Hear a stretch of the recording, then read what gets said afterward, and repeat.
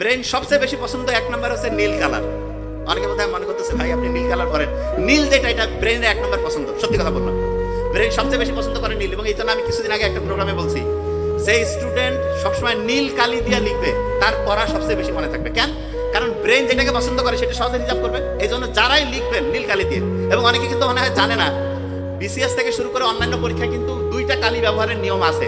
একটা হচ্ছে ব্ল্যাক আর একটা হচ্ছে ব্লু, মানে নীল। সবুজ দিয়ে লেখা যাবে না, লাল দিয়ে তো টিচার খালি খাতা কাটবে।